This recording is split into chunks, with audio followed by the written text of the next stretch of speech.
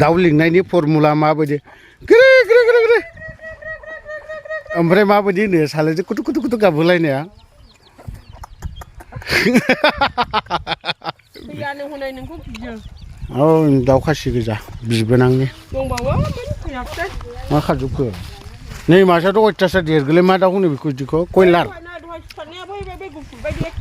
ए माबेसे खासिया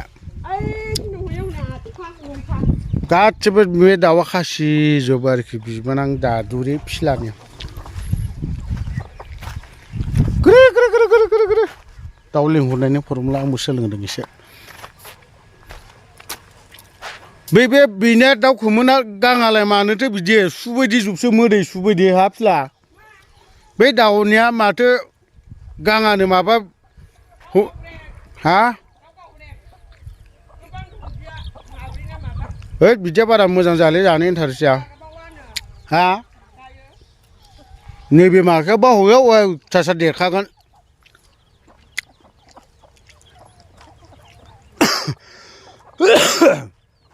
बैखौ जे खोंथिंना बायनानै होनानै दोन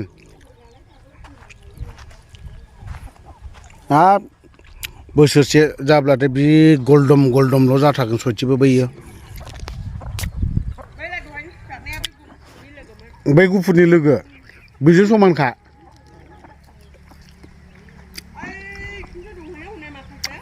बोसोरसेया मास मोनथामसोल'नो जादोंदां ना खासिया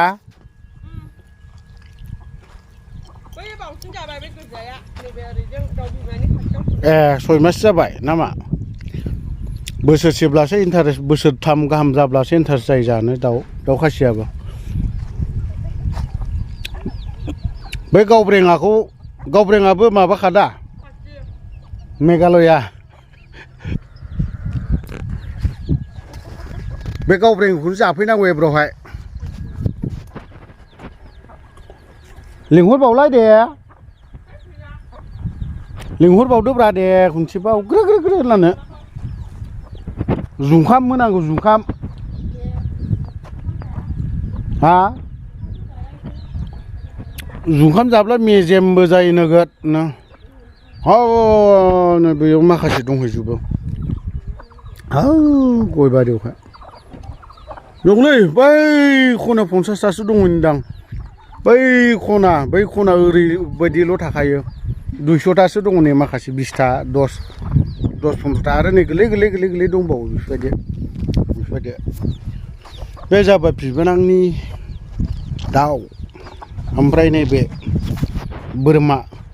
लावगिस्रिनो नामाबो बे बोरमानि नामा लावगिस्रि नै खारबोबाय हाबा लावगिस्रि मा मोनजाबाय ओंखाम मोनजाबाय लावगिस्रि फैद' लावगिस्रि फैद' नामा जाहैबाय बिना लावगिस्रि